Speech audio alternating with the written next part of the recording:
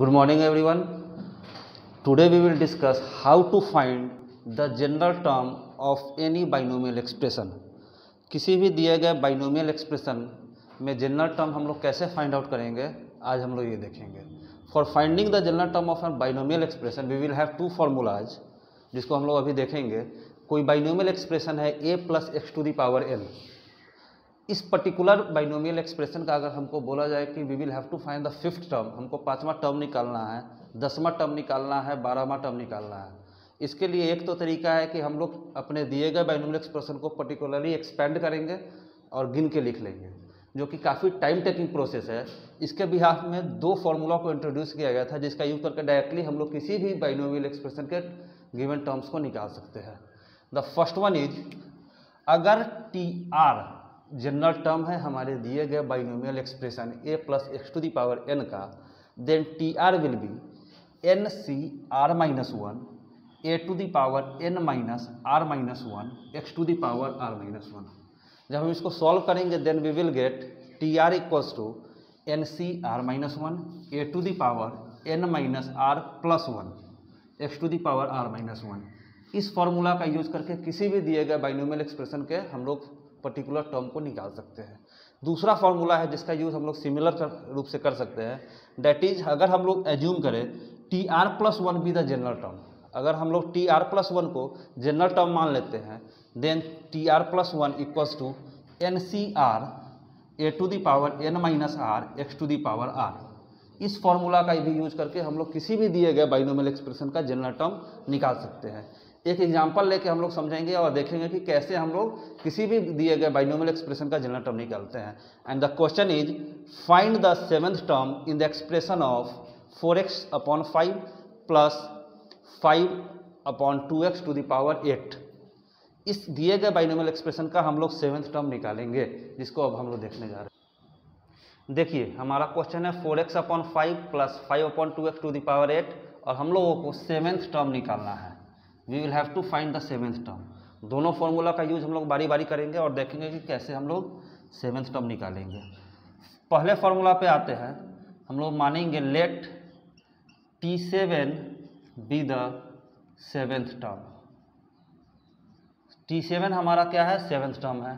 Then we will apply T7 equals to n c t r equals to n c r minus one a to the power n minus r plus one x to the power r minus one. इसका use करेंगे.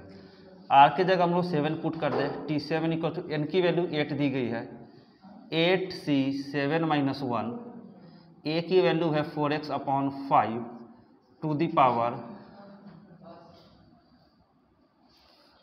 n minus r plus one, x की value है 5 upon 2x to the power r minus one 7 minus one. इसको जब solve करेंगे T7 equal to 8c6 4x upon 5 to the power 2 5 upon 2x to the power 6. इसको जब हम solve करेंगे T7 equals two factorial 8 factorial 2 factorial 6, ये हो जाएगा 16x स्क्वायर अपॉन 25, ये हो जाएगा 5 का क्यू इंटू 5 का cube upon 2 to the power 6 x to the power 6. इसको जब हम सॉल्व करेंगे आ जाएगा 7 into 8 upon 2 to the power 4 x square upon 5 का स्क्वायर इंटू 5 का क्यू इंटू 5 का cube upon 2 to the power 6 x to the power 6. 2 to the power 4 है यहाँ, ये कैंसिल होके 3 होगा, ये 2 टू दी पावर 3 कैंसिल होके यहाँ 2 टू दी पावर 3 बचेगा. हमारे पास आ गया 7 इंटू 8, एक्स स्क्वायर कैंसिल ऊपर है, नीचे एक्स टू दी पावर 6 है तो नीचे बचेगा x to the power 4, 5 square cancel हो जाएगा तो 5 to the power 4, and this is the answer. 7 into 8 into 5 to the power 4 upon x to the power 4 is answer. ये हमारा पहला तरीका था जिसके थ्रू हम लोगों ने सॉल्व किया. दूसरे फार्मूला का यूज करके जब हम लोग सॉल्व करेंगे देन देखिए हम लोग क्या करते हैं. Let t r plus one be the general term, be the seventh term या जनरल टर्म हम लोग बोल सकते हैं. Means r plus 1 equals to 7. This implies that r equals to 6. Now we know that tr plus 1 equals to ncr a to the power n minus r x to the power r. t6 plus 1 equals to 8c6 4x upon 5 to the power 8 minus 6 5 upon 2x to the power 6. Same आ गया form same form में हम लोग generate कर दिए. 4x upon 5 का whole square 5 upon 2x to the power 6. Solve करेंगे 7 into 8 upon 2 into 16x square upon 25 5 का cube 64 x to the power 6. 16 4 जा 64. सिमिलरली 5 का स्क्वायर ये कैंसिल हो गया 5 से. 4 2 जा 8 2 से 2 कैंसिल. 7 इंटू 5 का क्यूब एक्स स्क्वायर कैंसिल होकर x टू दी पावर 4 आएगा. 7 इंटू 5 का cube upon x to the power 4 answer. दोनों तरीके से हम लोग जब भी सॉल्व करेंगे आंसर सेम आएगा. This is the whole about to finding general term of an binomial expression. कुछ होमवर्क्स मैं अभी देने जा रहा हूं जिसको आप लोग सॉल्व करेंगे घर पे और बताएंगे. आप लोग खुद से सॉल्व करेंगे. Find the seventh term. आपको सेवेंथ टर्म निकालना है. 4x upon 5 minus 5 upon 2x to the power 9. इस दिए गए बाइनोमियल एक्सप्रेशन का सेवेंथ टर्म आपको निकालना है. सेकेंड क्वेश्चन इज आपको कांस्टेंट टर्म निकालना है. 2x square minus 1 upon x square to the power 9. इस दिए गए एक बाइनोमियल एक्सप्रेशन में आपको कांस्टेंट टर्म निकालना है विच इज इंडिपेंडेंट फ्रॉम x. मतलब वैसा टर्म निकालना है जिसमें x नहीं हो. ये दो क्वेश्चन है, आपको घर से करके लाना है. अगर कोई भी डाउट हो feel free to contact me. That's it for today's class. Thank you.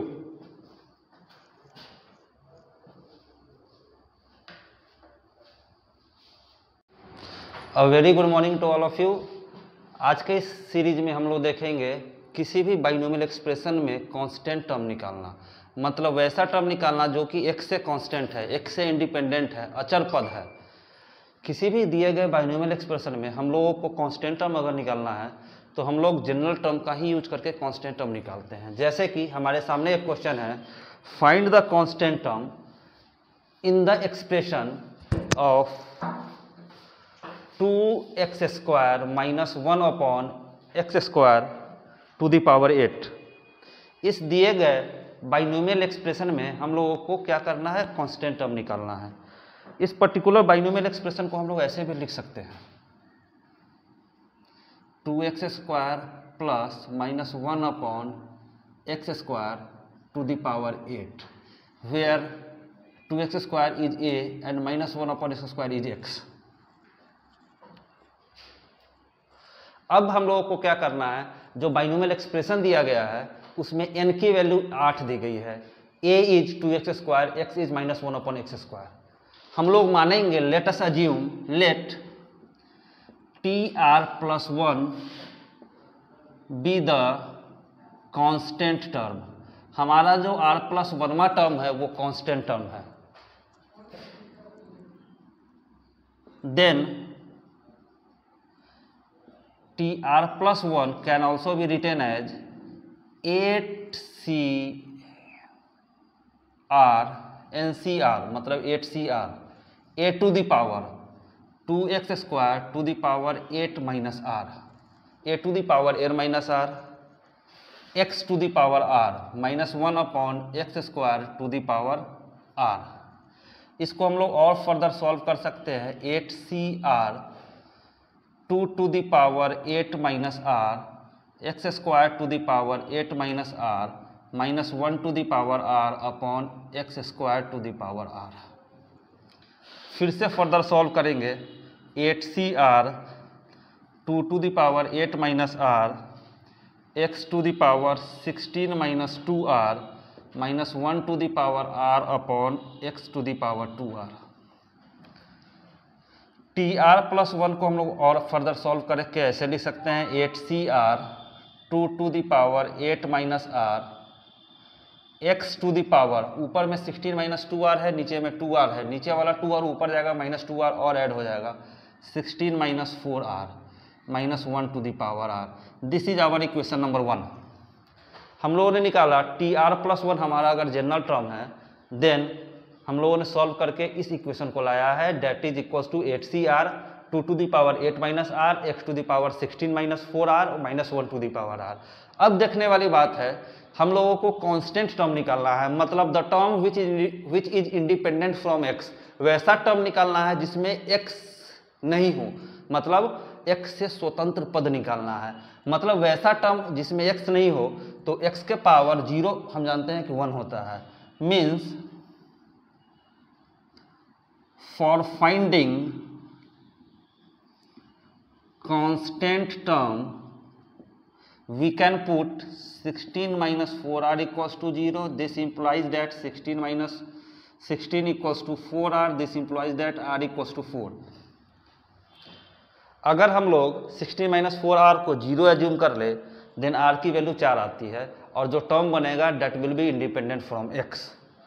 इतना करने के बाद अब हम लोग क्या करेंगे, इक्वेशन 1 में r की वैल्यू पुट कर देंगे।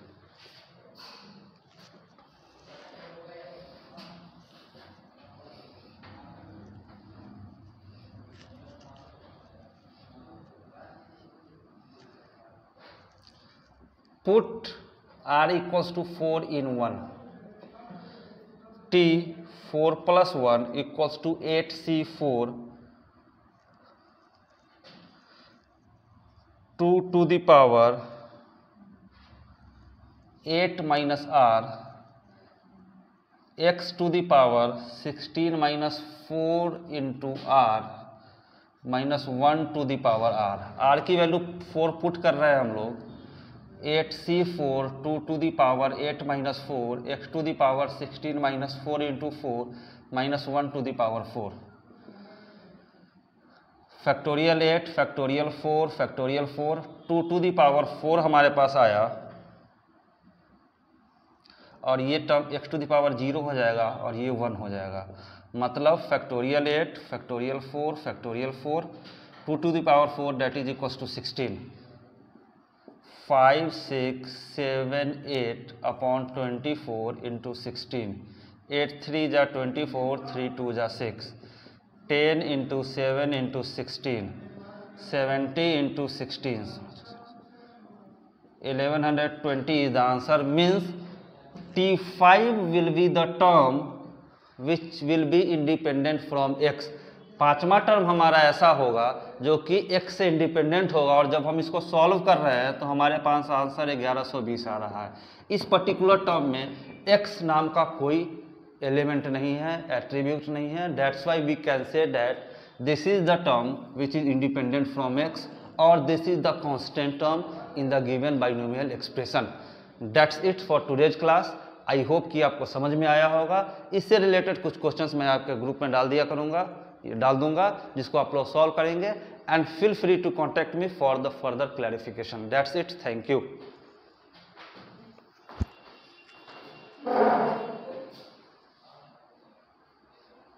चंदन,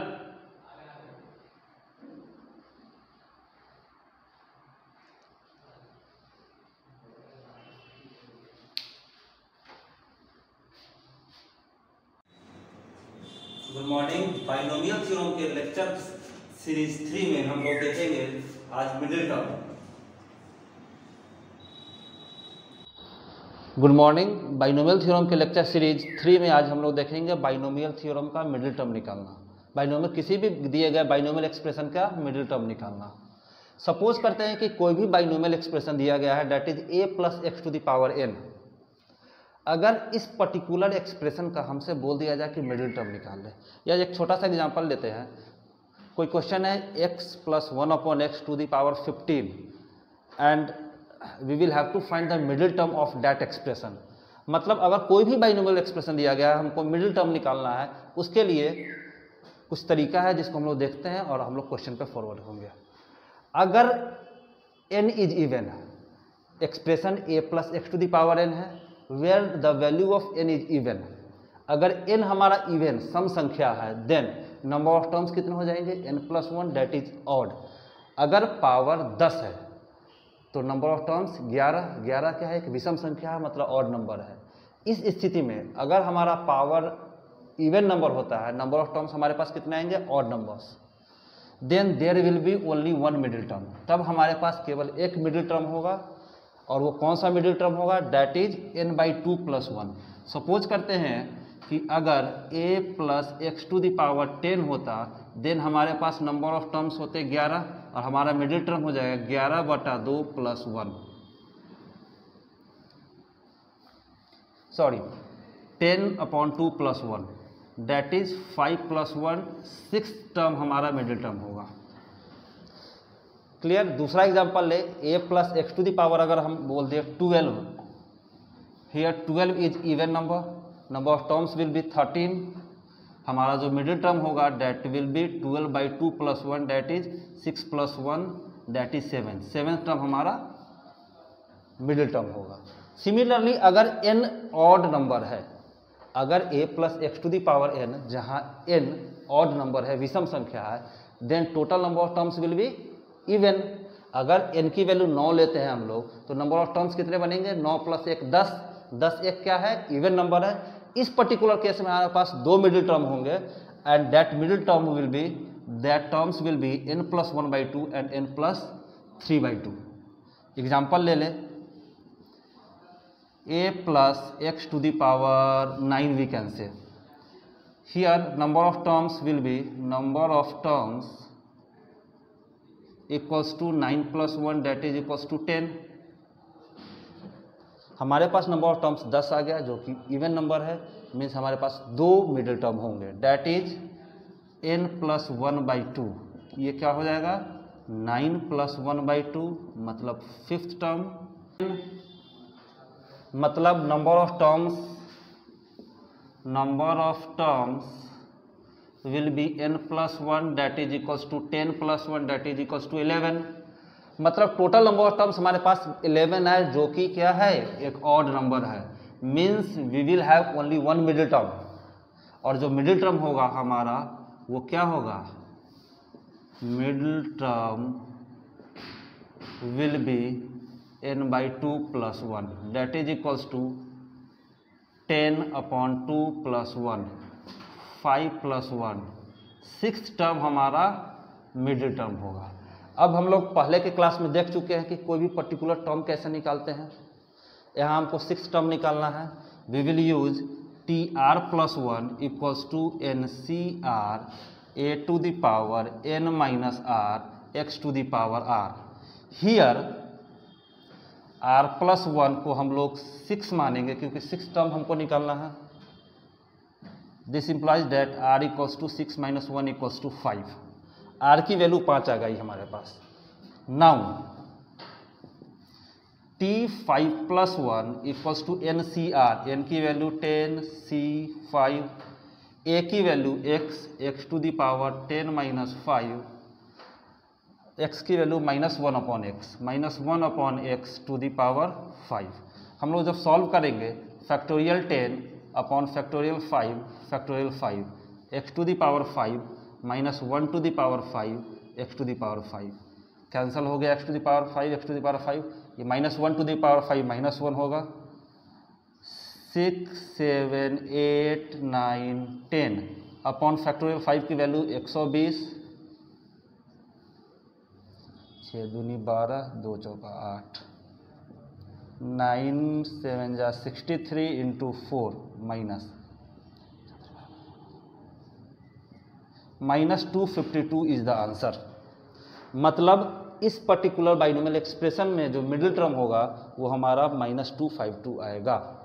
और हम लोग कैसे निकाले हैं, here the value of n is 10, मतलब n की वैल्यू 10 दी गई है, टोटल नंबर ऑफ टर्म्स हमारे पास 11 है जो कि ऑड नंबर है, मतलब हमारे पास एक ही मिडिल टर्म होगा। हम लोग सिंपली उंगली पे भी काउंट कर सकते हैं। अगर 11 हमारे पास नंबर है तो मिडिल टर्म 5 5 10, एक बीच में जो बचेगा sixth one is middle term. Directly हम लोग काउंट करके अपने आंसर को वेरीफाई भी कर सकते हैं। कुछ क्वेश्चंस और है जिसको हम लोग अभी देखेंगे। अब x a upon x plus bx to the power 13, find its middle term. आपको इसका मिडिल टर्म निकालना है और बताना है। इस क्वेश्चन को आपको सॉल्व करना है। बाकी अगले क्लास में कुछ क्वेश्चंस और हम लोग सॉल्व करेंगे। Then we will go for the next topic. That's it, thank you.